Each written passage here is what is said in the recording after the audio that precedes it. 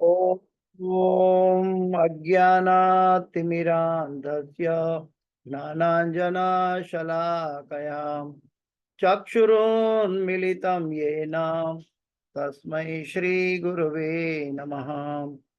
श्रीचैतन्यमनोभीष्टं स्थापितं येन भूतले स्वयं रूपगदा मह्यं ददाति स्वपदान्तिकम्।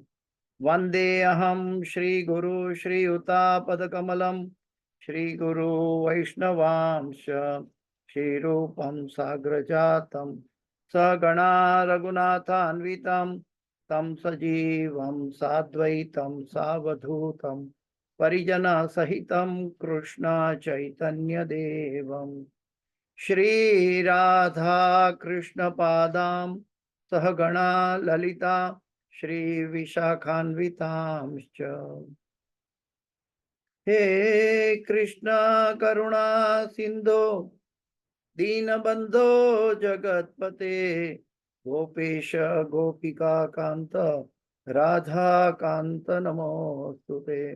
तप्त कांचन गौरांगी राधे वृंदावनेश्वरी वृषभानुसुते देवी प्रणमामि हरिप्रिये। वाञ्छाकल्पतरुभ्यश्च कृपा सिन्धुभ्य एव च पतितानां पावनेभ्यो वैष्णवेभ्यो नमो नमः। श्री कृष्ण चैतन्य प्रभु नित्यानंद श्री अद्वैत गदाधर श्रीवासादि गौर भक्तवृंद। हरे कृष्ण कृष्ण कृष्ण हरे हरे, हरे राम राम राम हरे हरे।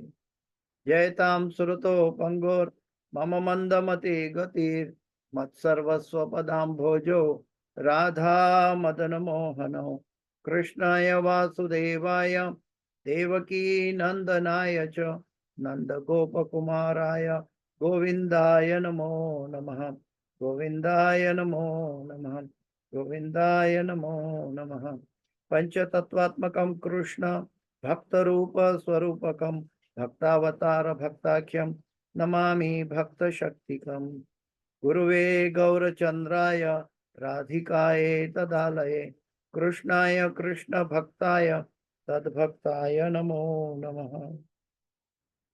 नमः ओम विष्णुपदाय कृष्ण प्रेष्ठाय भूतले श्रीमते जय पताका स्वामी इति नामिने नमः। आचार्य पदायिनी ताई कृपा प्रदायिने गौर कथा धामदाय नगर ग्राम तारिणे नमः। ओम विष्णुपदाय कृष्ण प्रेष्ठाय भूतले श्रीमते भक्ति वेदांत स्वामी इति नामिने नमस्ते सरस्वती देवे गौरवाणी प्रचारणे निर्विशेष शून्यवादे पश्चाद्वेदीशधारणे। जय श्री कृष्ण चैतन्य प्रभु नित्यानंद श्री अद्वैत गदाधर श्रीवासादि गौर भक्तवृंद। हरे कृष्ण कृष्ण कृष्ण हरे हरे, हरे राम राम राम हरे हरे। ओम नमो भगवते वासुदेवाय, ओम नमो भगवते वासुदेवाय, ओम नमो भगवते वासुदेवाय। नारायणं नमस्कृत्यं नरं चैव नरोत्तमं देवीं सरस्वतीं व्यासं ततो जयमुदीरयेत्। नष्टप्रायेषु अभद्रेषु नित्यं भागवत सेवया भगवते उत्तम श्लोके भक्तिर्भवति नैष्ठिकी। हरे कृष्ण। तो आज श्रीमद् भागवत का तीसरा स्कंद है, दूसरा अध्याय है और श्लोक संख्या 23 है।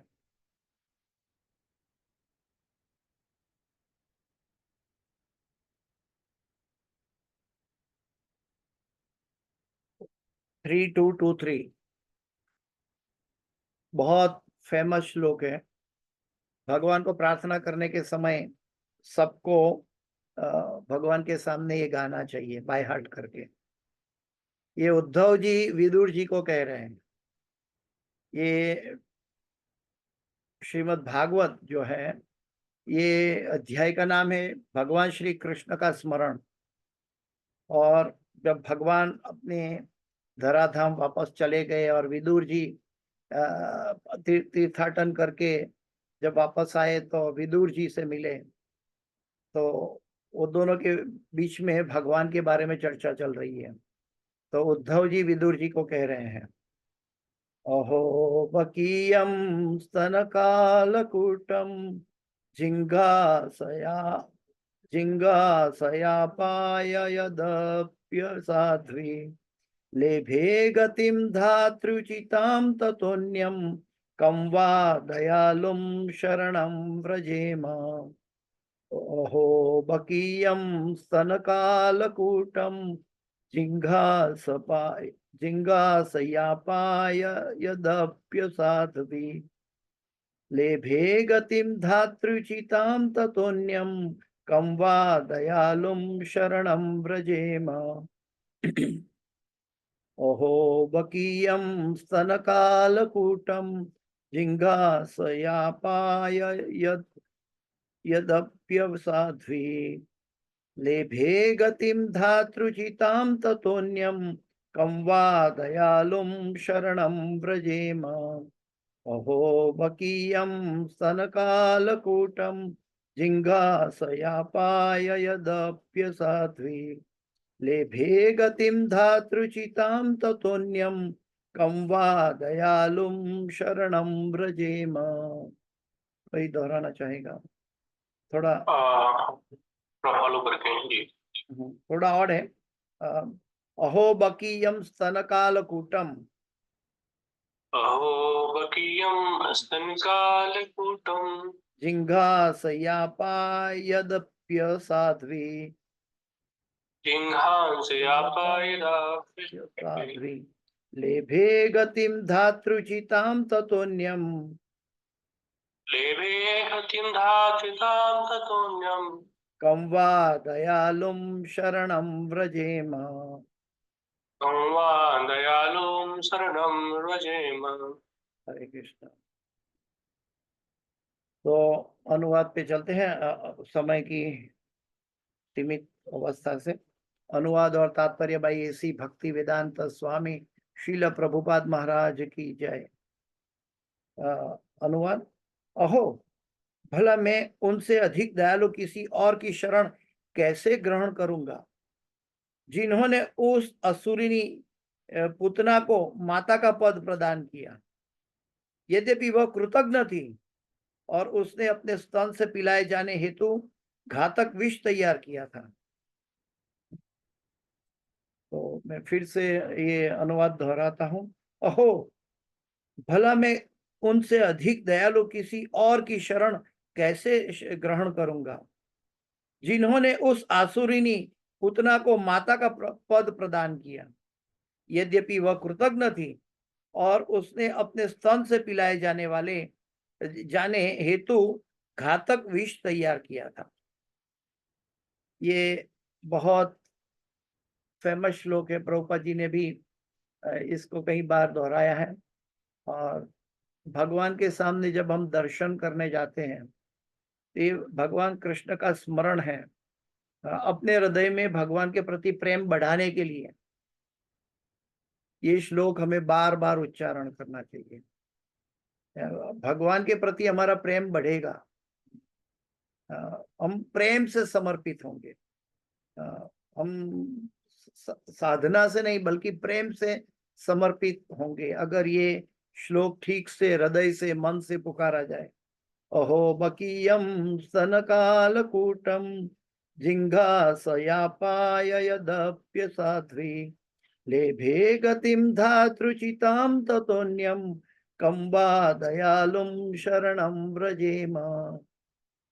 ओह भला मैं उनसे अधिक दयालु किसी और की शरण कैसे ग्रहण करूंगा, जिन्होंने उस आसुरिनी पुतना को माता का पद प्रदान किया, यद्यपि वह कृतज्ञ थी और उसने अपने स्तन से पिलाए जाने हेतु घातक विष तैयार किया था।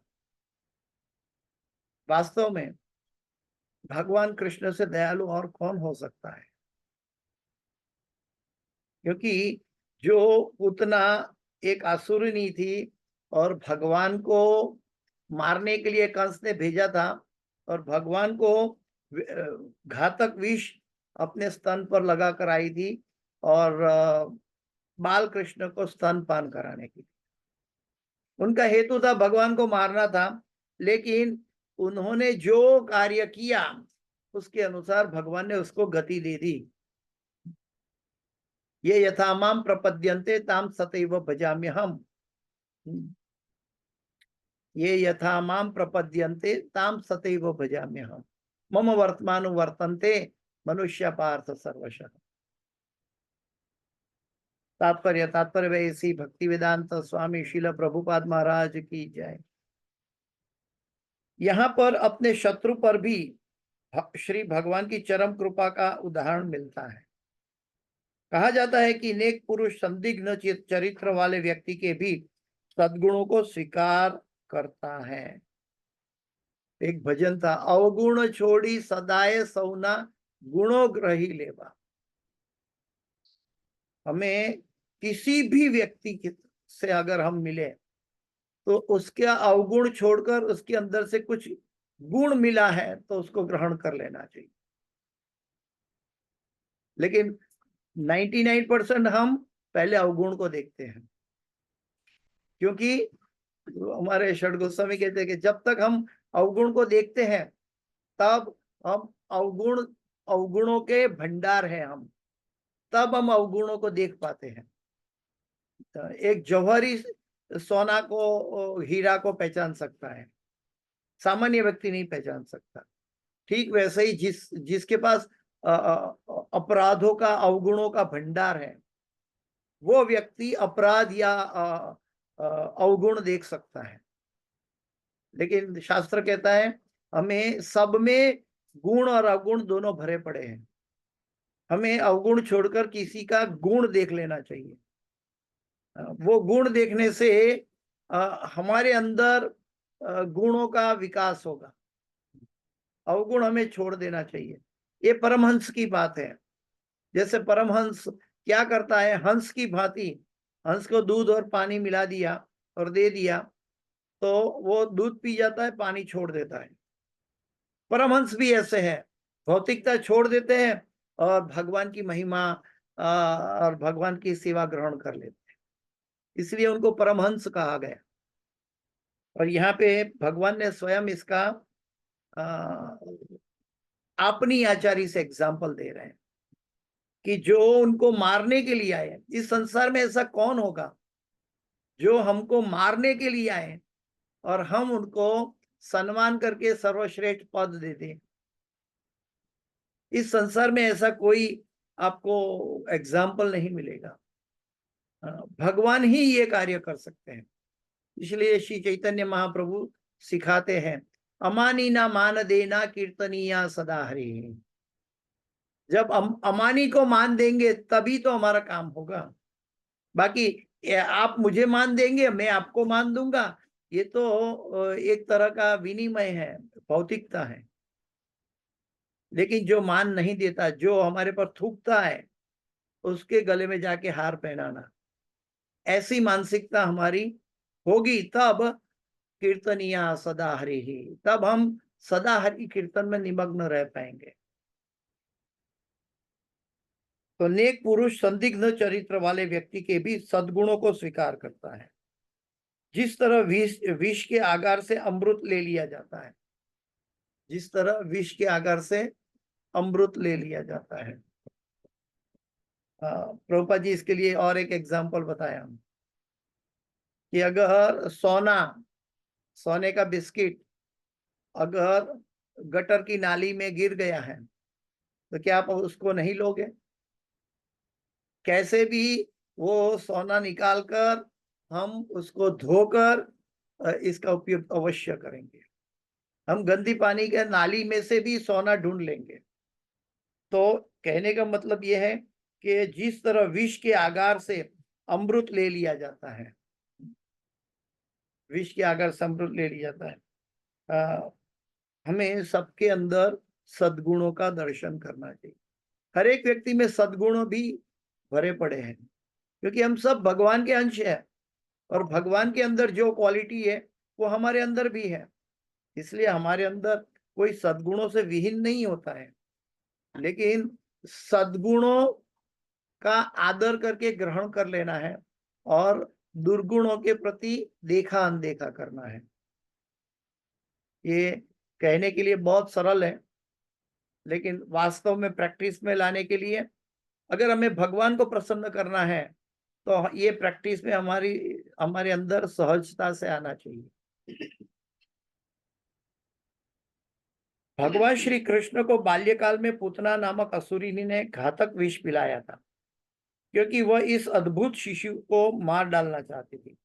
क्योंकि वह असुरिनी थी, इस कारण से उसके लिए यह जान पाना असंभव था कि श्री भगवान शिशु की भूमिका निभाते हुए भी पूर्ण पुरुषोत्तम भगवान से कम नहीं थे। प्रभुपाद जी अलग पॉइंट और लेकर आए। भगवान प्रागट्य से भगवान है। ऐसा नहीं कि वो बड़ा हो गया, फिर उन्होंने कुछ ऐसी कार्य करतूत किया, लोग उसको मानने लगे, तभी वो भगवान कहलाने लगा। जैसे कलयुग में ऐसे कहीं फालतू भगवान की बात हो रही है, लेकिन वास्तव में जो भगवान है वो प्रागट्य की समय से, बचपन से ही भगवान है। जो कोई भी पुरुष कार्य नहीं कर सकता, ऐसा कार्य, अपौरुषीय कार्य भगवान प्रागट्य से ही करते हैं। ऐसा नहीं कि उनको पहले मैच्योर होना पड़ता है, फिर उनको शस्त्र चाहिए, फिर वो कार्य करेंगे, नहीं। भगवान का अर्थ ही है कि वो किसी भी परिस्थिति में वो पूर्ण पुरुषोत्तम भगवान है। यो मामेव सम्मूढ़ो जानाति पुरुषोत्तमम स सर्वविद भजते माम सर्वभावेन भारत। तो पुरुषोत्तम को जो हम भजते हैं, तो हम संपूर्णता से हम भगवान को भज रहे हैं। अपनी भक्त यशोदा को प्रसन्न करने हेतु उनका शिशु बनने से श्री भगवान का मान घटा नहीं। वास्तव में यशोदा माता थी, लेकिन माता से ज्यादा भक्त थी। बिना भक्त वो कैसे भगवान की माता बन सकती है? पूर्व जन्म में उन्होंने बहुत कठिन तपस्या की थी, तब जाकर वो माता ने माता का पद धारण किया था भगवान की कृपा से। और वो यशोदा मैया भक्त भगवान को हेतु प्रसन्न करने हेतु उनका शिशु बनने से श्री भगवान का मान घटा नहीं। भगवान उनके पुत्र भी बन गए। ऐसा नहीं कि मैं भगवान हूं, तुम मेरी माँ कैसे बन सकती हो? भगवान अपने भक्तों के सामने कभी मान नहीं चाहते। भगवान मान नहीं चाहते। वास्तव में उनका मान सर्वोपरि सर्वोत्तम है, लेकिन फिर भी भगवान अपने भक्तों की इच्छा पूरी करने के लिए मान नहीं चाहते।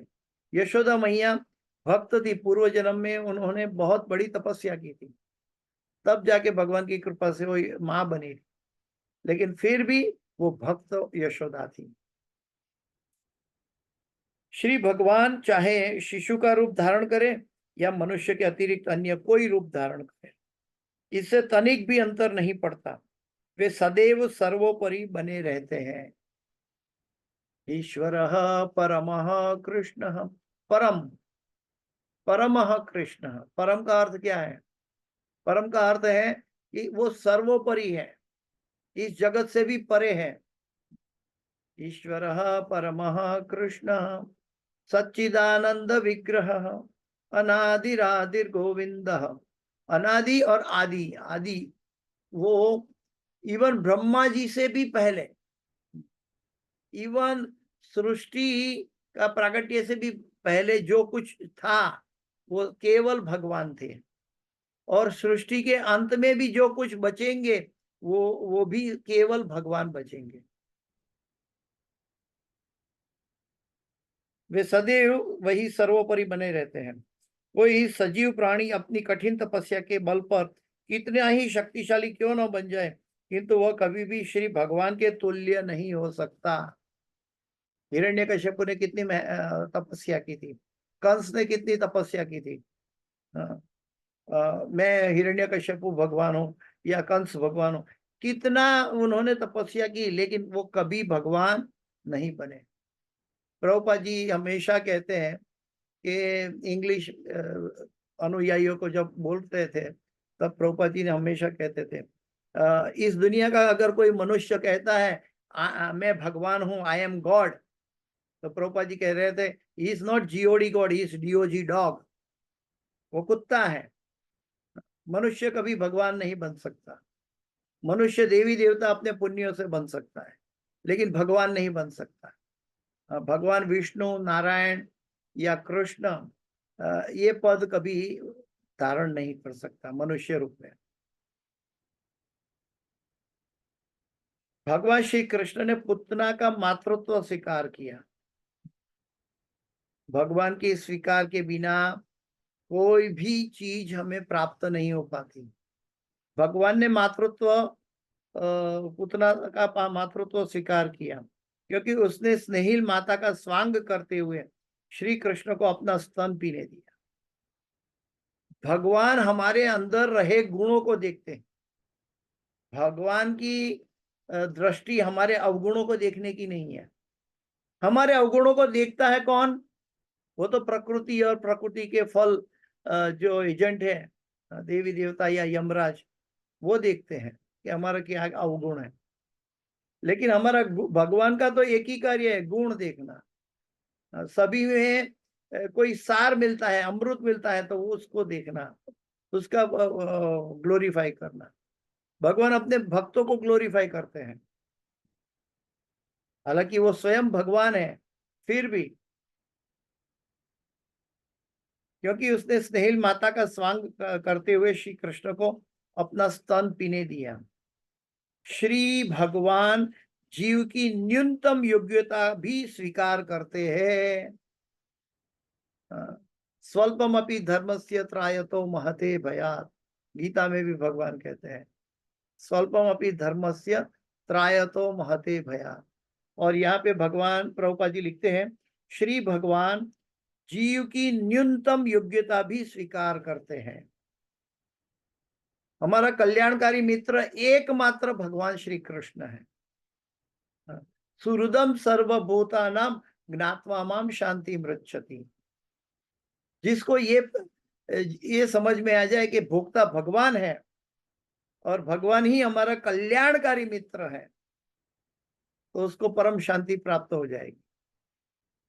हम लोग शांति की खोज में जीवन बिताते हैं, इधर उधर भटकते हैं, हाँ, लेकिन शांति नहीं मिलती क्योंकि हम भगवान को भोक्ता नहीं बनाते। भगवान को भोक्ता बनाएंगे तो हमें अपने आप को संतुष्टि मिल जाएगी।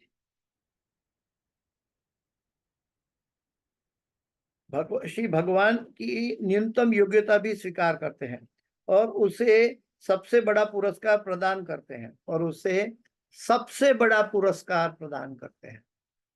अजामिल की बात भी आती है श्रीमद् भागवत में।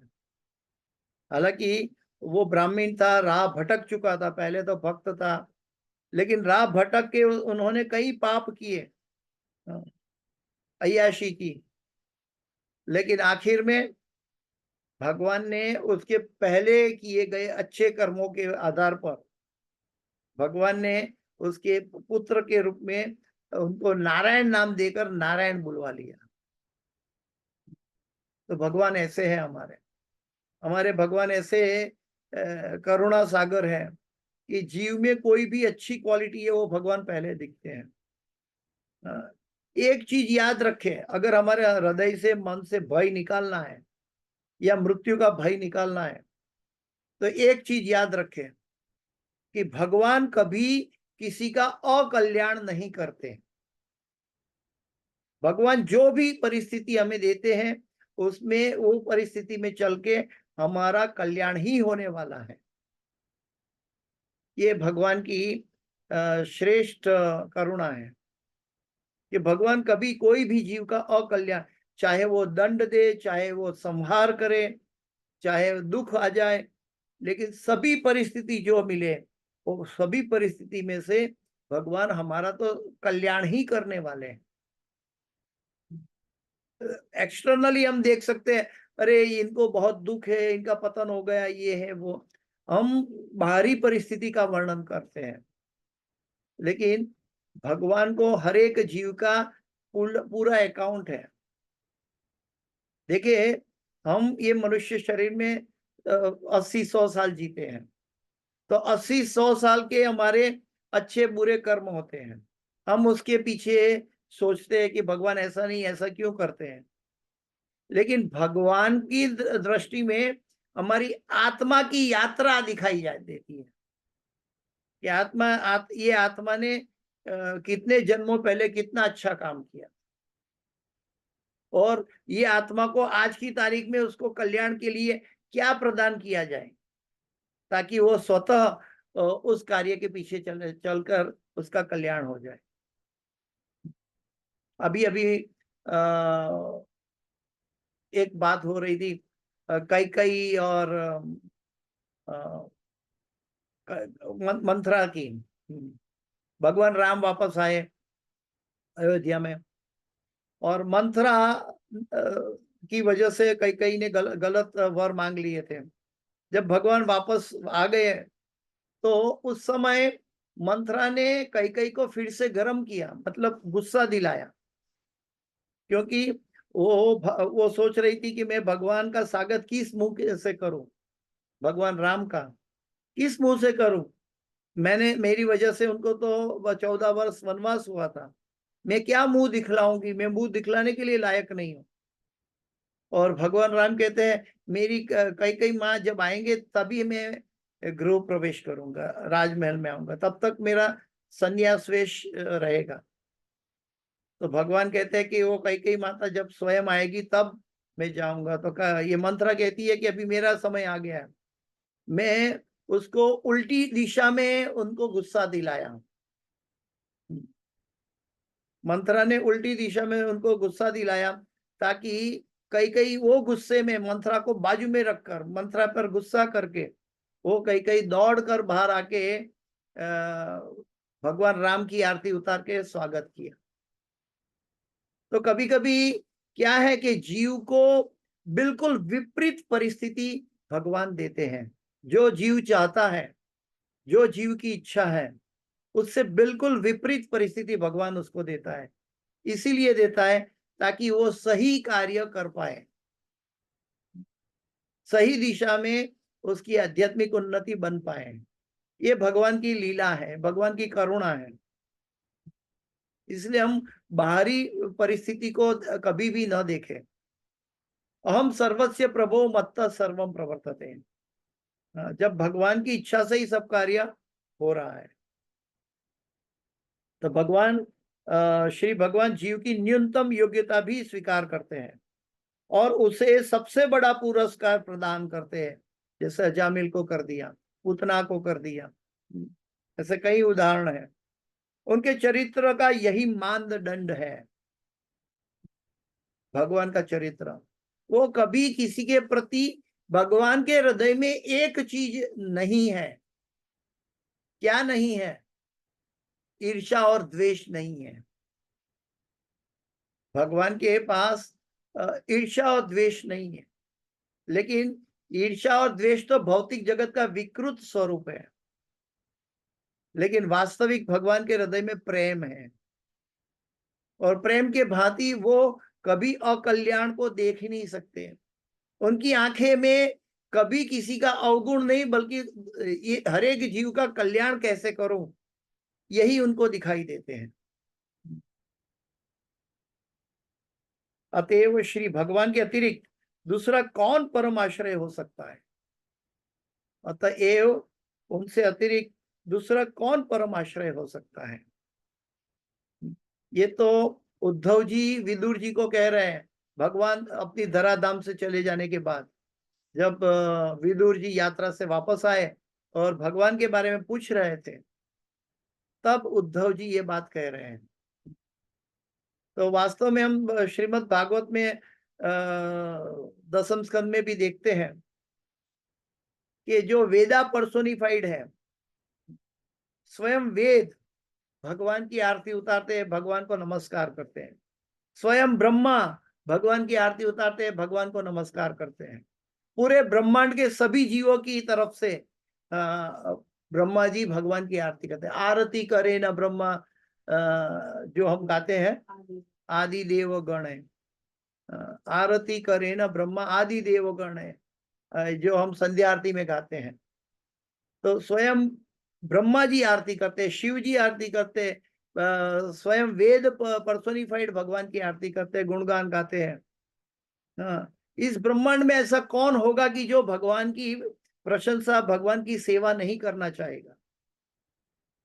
इतने बड़े बड़े प्रमाण होने के बाद भी अगर मेरा मन में पड़ा हुआ मिथ्या अहंकार मुझे भगवान का नाम का जप नहीं करने देता, तो मेरे जैसा सबसे बड़ा दुर्भागी कौन हो सकता है? किसी भी परिस्थिति में हमें हरे कृष्ण कृष्ण कृष्ण हरे हरे, हरे राम राम राम हरे हरे, इस महामंत्र को अपने जी जान हृदय से लगाकर हमें नियमित करना है 16 माला, क्योंकि इसी से हमारा कल्याण होगा। ये भगवान का नाम भगवान से अभिन्न है, और हम अपना कल्याण नहीं चाहते तो हम अपना महामंत्र का जाप नहीं करते। तो हम कितने अंधे हैं कि जब प्रकाश हमारे लिए वेट कर रहा है कि हम हमारा अंधेरा मिटा दे, लेकिन हम उसको स्वीकारते नहीं है। इससे बड़ा दुर्भाग्य जीवन में क्या हो सकता है? और हम उस चीज को बटोरते हैं जो नाशवंत है, छोड़ के जाना पड़ेगा, या तो उसका गलत परिणाम आएगा, और वो है दुनिया की संपत्ति, दुनिया की नाम प्रतिष्ठा। तो हम उसके पीछे अपना जीवन बिताते हैं। वास्तव में जीवन का ध्येय भगवान की प्रसन्नता की प्राप्ति करना है। और कृष्णे तुष्टे जगत तुष्ट, जब हम कृष्ण को संतुष्ट करेंगे तब हम संतुष्ट हो पाएंगे। तो भले इनका हेतु जो भी था उतना का, लेकिन फिर भी भगवान ने ये देखा कि वो तो मुझे दूध पिलाने आई ना, चेष्टा तो माँ की थी ना, तो मैं उसको माँ का पद दे देता हूं। ये यथा माम प्रपद्यन्ते ताम तथैव भजाम्यहम्, मम वर्तमानु वर्तन्ते मनुष्य पार्थ सर्वशः। अगर एक आसुरी पुतना का उद्धार हो सकता है, अगर अय्याशी करने वाला अजामिल का उद्धार हो सकता है, तो फिर भगवान का नाम जपने वाले का उद्धार क्यों नहीं होगा? जो गुरु की आज्ञा से भागवत का अध्ययन करता है, भागवत का श्रवण करता है और हरिनाम का जप करता है, उनको मृत्यु के से क्यों डरना है? जितना डर है उतनी हमारी भगवान के प्रति आस्था या समर्पण कम है। भगवान के भक्त कभी भी चिंतित नहीं रहते, बल्कि वो चिंतन करते हैं। तो हमें ये समझना है, श्रीमद् भागवत हमारे हृदय को कृष्ण प्रेम से, निष्ठा से भरने के लिए है। हर एक प्रसंग जो है हमें हमारे हृदय में निष्ठा प्रदान करता है, ताकि हम प्रेम जगे कृष्ण के प्रति। और भगवान का भक्त ऐसे प्रेमों का डायरी में लिख के जाता है, भगवान ने क्या किया क्या किया क्या किया क्या किया क्या किया। हालांकि वो सब कार्य संसार में वो मनुष्य करता हुआ दिखाई देता है, लेकिन भगवान का भक्त इसका डायरी में नोट डाउन करता है, आज भगवान ने क्या किया, आज भगवान ने क्या किया। वो स्वयं ने किया था, लेकिन वो लिखता है भगवान ने किया। और जब इसकी महत्ता को देखते हैं एंड ऑफ द डे, तो उनको पता है कि भगवान मेरे लिए इतना करते हैं, मैं भगवान के लिए क्या करता हूं। मैं भगवान को पार्ट टाइम बुलाता हूं, आधा घंटा के लिए, 1 घंटे के लिए, लेकिन नित्यम भागवत सेवया सततम कीर्तयन्तो मां। तो हमें समझना है कि भगवान की भक्ति, भगवान का स्मरण हमें सदैव बनाए रखना है। यही एकमात्र हमारा कल्याणकारी मित्र बन सकता है, हरिनाम और भगवान और गुरु की कृपा। इसके अलावा इस संसार में कोई भी हमें शाश्वत कल्याण प्रदान नहीं कर सकता। सिर्फ भगवान की दी हुई परिस्थिति जो भगवान की कृपा के रूप में है, लेकिन कभी कभी हमसे विपरीत दिखाई देती है। आनुकूल्य से संकल्प प्रतिकूल्य से वर्जनम, ऐसे हमें देखना चाहिए कि भगवान को जो अनुकूल है, भगवान को क्या अनुकूल है, जो हमारी वर्तमान परिस्थिति है।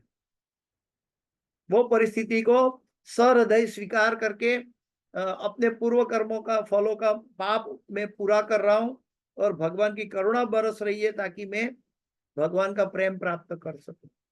ये समझ के हमें हमारे दुखों को, हमारी वर्तमान परिस्थिति को देखकर हमें भक्ति की और आगे बड़ी निष्ठा के साथ चलना चाहिए। ये उदाहरण भागवत एक पूतना के जरिए एक आसुरी व्यक्ति है। इवन शुरुआत में एक बात आती है गोकर्ण और धुंधुकारी की। धुंधुकारी दोनों भाई थे। गोकर्ण धार्मिक था और धुंधुकारी था वो भूत प्रेत योनि में था। लेकिन श्रीमद् भागवत को सुनने से धुंधुकारी का मोक्ष हो गया, भगवत धाम चला गया। अगर भूत प्रेत योनि में भगवत धाम जा सकते हैं भागवत सुनने से, तो मनुष्य योनि में क्यों नहीं जा सकता? तो हमें जागना चाहिए कि श्रीमद् भागवत कितना हमारे लिए महत्वपूर्ण है। हम श्रेय के पीछे जाइए, प्रेय के पीछे ना जाए। जो अल्प बुद्धि वाले हैं वो प्रेय के पीछे जाते हैं, हमें श्रेय के पीछे जाना है। ऐसा गुरु गौरंगा और श्रीमद् भागवत हमें सिखाता है। तो समय पूरा हो चुका है, मैं अपनी वाणी को विराम देने जा रहा हूं। इस क्लास की कोई भी सुकृति है मेरे गुरु महाराज हिज होलीनेस जय पताका स्वामी आचार्यपाद गुरु महाराज की है, और इस क्लास के अंदर कोई भी गलती, क्षति या त्रुटि रह गई है मेरी अपनी है, कृपया मुझे क्षमा करें।